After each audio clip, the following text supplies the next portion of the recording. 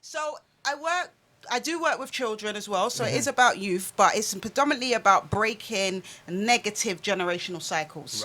So I focus on areas of finance, I focus on areas of education and parenting.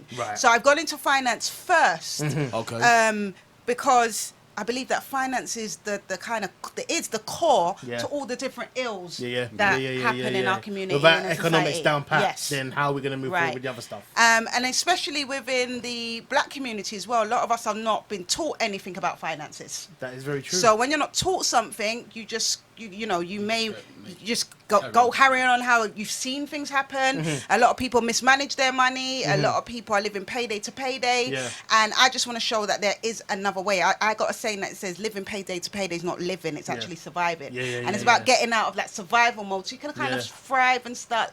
And the thing is, it will take life. huge stress off your back. Yeah, and I think exactly. Just to interject, it's funny because one of our guests came on previously and said like their mother knew about having money, partners, this, that, and like they would just come up with money like, and they never earn the amount of money that their child earned. And it's like, how have they got all this money like stashed around in these places? And it's like, but her mum didn't pass that on to her. Some of them are not. Yeah, it's true. It's so true.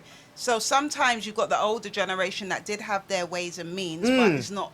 It wasn't taught. It wasn't passed down. It wasn't like this is something it's like I'm teaching you how to ride a bike, but I'm going to teach you how to do this. That wasn't a lesson that was given to me directly. Yeah, definitely. And like for instance, like my nan recently passed not too long ago, and rest in power. Thank you. And we were going through, my aunts and that were going through her documents, and my nan's got like bonds and shares from years ago. Like I don't remember it, sitting us down, grandkids. This is what you should be doing. You know, this is what I'm saying. Those things ain't passed down, and these are from years ago. So she was doing these things. No one didn't know she was doing them. Yeah, and it's fascinating. How was that kind of economic education just been lost? Like, why wasn't it a thing that we said like we need to hand this down to our kids?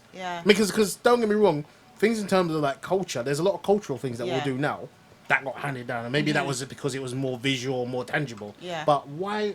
I sometimes ask myself like, why didn't you tell me that? Like, what? No, definitely. Sorry, continue. That's fine.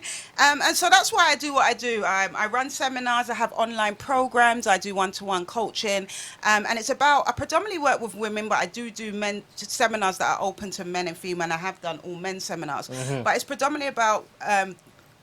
Helping women take back control of their finances, because a lot of the time because of the lack of knowledge about it, you can make you feel like whether you feel ashamed of your situation, it can make you do things that are covering up, that's putting you in more debt. So it's about the mindset and everything around money that needs to be transferred onto our kids so they don't fall into the same pitfalls that we may have. The debts, the buying things that are liabilities, not knowing what our asset is and stuff like that. Yeah, definitely.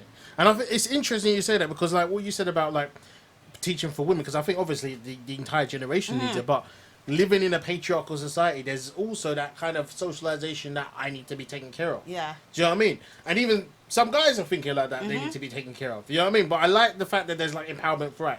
Everyone needs to sort their finances out. Everyone needs to sort their finances out. And it may, as you said, finance is one of the key causes of illnesses. It impacts your mental health. So it has a trickle effect in loads of different areas. It may even have an impact on how you may be interacting with your children because you're stressed about outstanding bills or outstanding debts. There's so much different things that can have an impact on the whole generation. Hence why I do it, to break the cycle so that children can learn from good habits, good practices, and then they can continue that onto the generations. So it becomes, and like you said, becomes a habit. Most definitely. Because this is like right now, it's almost like we have to start from scratch almost. Like I would say, the majority of people don't know what certain things mean. Like if I take out this credit card, I do this, or if I don't put this money down, or how can I invest? And exactly.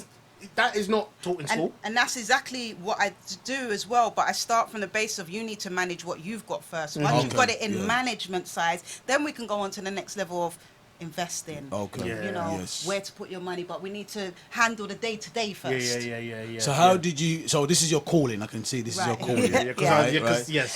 Right. So when did you first discover your calling? Right. So for me personally... everything I do is from my own experience. So growing up, I saw money being mismanaged. So I grew up in a home that people would call disadvantaged, and I've experienced a lot of things as a childhood that I had to grow up a lot quicker than I needed to. So I saw money being mismanaged from the home, parents mismanaging money. So for myself, just giving you a brief background, so disadvantaged background, I was meant to go down a number of roles according to statistics. So whether that be in gangs, on drugs, doing this, doing that, doing this, doing that. The one I did fall into was teenage pregnancy. So I had my eldest daughter when I was 16, and from having my own child in my hand, I looked at this baby and said, I'm responsible for this baby.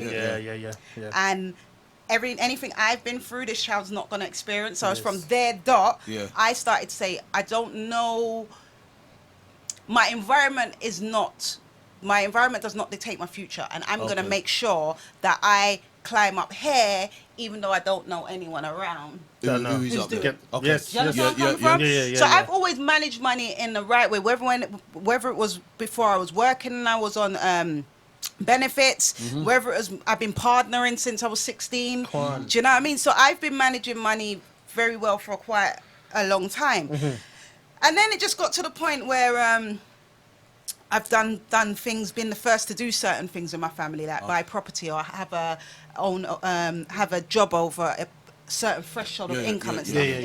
So it's all started about 2014. I had my economics class with my mentor, who's also one of the authors of the book, Robin Walker. And we was going through our shout out to Robin economics class in the Black Studies course. And then something just pinged to me, because everything else was fine, but I didn't know that piece of the puzzle. And that was more around the more other investments.